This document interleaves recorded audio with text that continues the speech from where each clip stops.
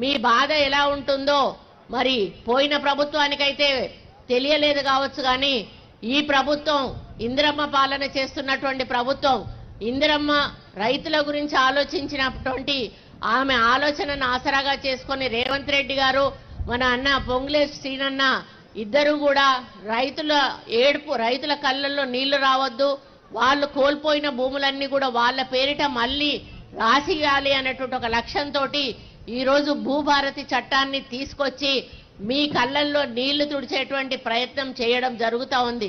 ఇందులో అన్నిటికీ కూడా అవకాశం ఉంది. పోయిన దాంట్లో ఏదైనా అప్లై చేసుకుందామంటే ఎందులో అప్లై చేసుకోవాలో తెలియదు. అప్లై చేసుకున్నప్పుడల్లా 1000 రూపాయలు కట్టాలి. అది మళ్ళీ పోయి ఎంఆర్ఓ దగ్గర అడిగితే ఇది ఈ సెక్షన్ కింద కదా ఆ సెక్షన్ కింద అప్లై చేసుకోవాలంటాడు. మళ్ళా రైతు పోయి మళ్ళీ 1000 రూపాయలు కట్టి మళ్ళీ అప్లై చేసుకుంటాడు. మళ్ళీ పోయే వరకు ఇది కాదు ఇంకోటి అంటారు. ఈ విధంగా వాళ్లకు పాపం ఆ పైసలు కట్టుకుంటూ ఆఫీసుల చుట్టూ మీ సేవా సెంటర్ల చుట్టూ తిరగడమే జరిగింది, కానీ ఎవ్వరికీ కూడా దాంట్లో ధరణిలో న్యాయం జరగలేదు అనేది మీ అందరికీ కూడా తెలుసు. మరి ఆ విధంగా మీరు ఇబ్బంది పడ్డ పరిస్థితులను గమనించి ఈరోజు రేవంత్ రెడ్డి గారు మరి ఈ భూభారతి అనేటువంటి ఒక గొప్ప చట్టాన్ని ఈరోజు మనకు ఒక తల్లి లాంటి చట్టాన్ని తీసుకురావడం జరిగింది. ఇందులో ఇప్పుడే కలెక్టర్ గారు చాలా వివరంగా చెప్పారు. మీరు ఎక్కడికి వెళ్లాల్సిన అవసరం లేదు, మా అధికారుల దగ్గరికి రండి, మేమే మీ సమస్యను పరిష్కారం చేస్తామని.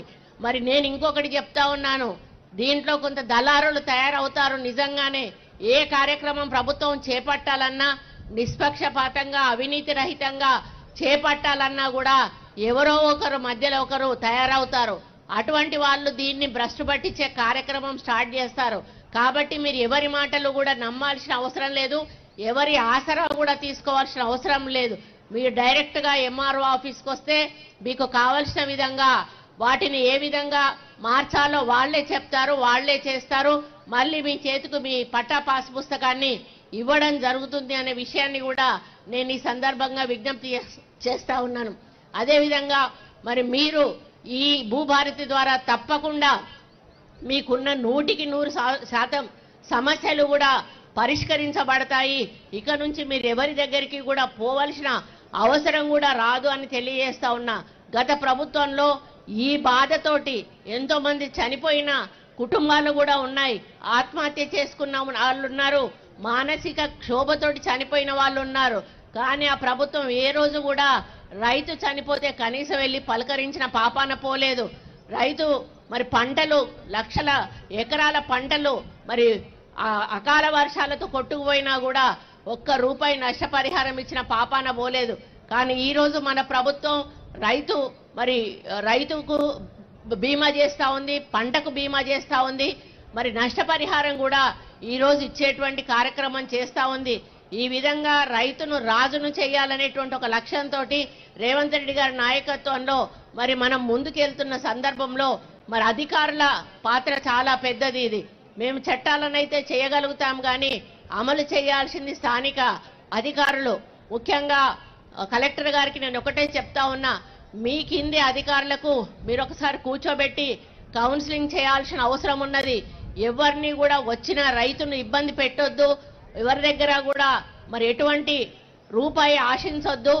మరి నిష్పక్షపాతంగా మరి మీరు అవినీతి రహితంగా ఈ యొక్క కార్యక్రమాన్ని ప్రభుత్వం ప్రతిష్టాత్మకంగా తీసుకుపోయిన కార్యక్రమాన్ని ముందుకు తీసుకుపోవాల్సిన అవసరం ఉంది అని చెప్పాల్సిన అవసరం ఉంది. ఒకవేళ ఏ అధికారి అయినా కూడా చిన్న పొరపాటు చేసినా నిర్మోహమాటంగా ఆ అధికారుల మీద యాక్షన్ తీసుకోవాల్సిన అవసరం ఉందని కూడా వారికి నేను విజ్ఞప్తి చేస్తా ఉన్నాను.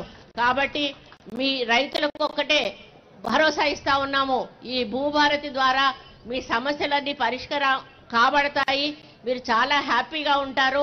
ఇక రాబోయే రోజుల్లో ఎటువంటి పంచాయతీలు కూడా ఉండవు, మీ భూమి మీకు దక్కుతుంది. కాబట్టి ఇటువంటి గొప్ప అవకాశం కల్పించిన మన ముఖ్యమంత్రి గారికి మనం సదా రుణపడి ఉండాలి, మన రెవెన్యూ శాఖ మంత్రి గారికి కూడా మనము రుణపడి ఉండాలి అని తెలియజేస్తూ మరి అన్న చేస్తున్న ఈ కార్యక్రమానికి మనందరం కూడా వెంట నడిచి మరి ఇది సక్సెస్ఫుల్ గా ముందుకెళ్లాలని కోరుకోవాలని మీ అందరికీ కూడా విజ్ఞప్తి చేస్తూ ఇక్కడ వచ్చిన రైతులందరికీ కూడా శుభాకాంక్షలు తెలియజేస్తా ఉన్నాను.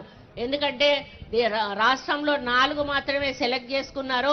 4 మీ యొక్క మండలాన్ని సెలెక్ట్ చేసుకోవడం కూడా మీ అదృష్టంగా భావిస్తూ దీని ద్వారా ఇంకా ఏమైనా తప్పప్పులు ఉంటే, ఎందుకంటే పైలట్ ప్రాజెక్ట్ ఎందుకు తీసుకుంటారు అంటే మీకు అమలు చేసేటప్పుడు ఇంకా ఏమైనా ఒప్పులు తప్పులు ఉంటే మళ్ళీ సరిదిద్దుకునే అవకాశం ప్రభుత్వం తీసుకోవడానికి ఈ పైలట్ ప్రాజెక్ట్ తీసుకుంటుంది.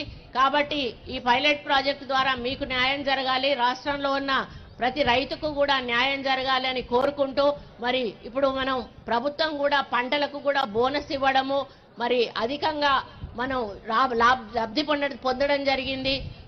అదేవిధంగా రైతు బంధుతో కూడా ఈరోజు ప్రభుత్వం మిమ్మల్ని ఆదుకోవడం జరిగింది. అన్ని రకాలుగా రైతు వెంట ఈ ప్రభుత్వం ఉంది కాబట్టి రైతులందరూ కూడా ఈ యొక్క ఇందిరమ్మ పాలనను ఆహ్వానించాలని, మన ముఖ్యమంత్రి గారిని ఆశీర్వదించాలని, మా వెంట నడవాలని కోరుకుంటూ ఈ అవకాశం ఇచ్చినందుకు ధన్యవాదాలు తెలియజేసుకుంటూ సెలవు తీసుకుంటా ఉన్నాను. జై హింద్.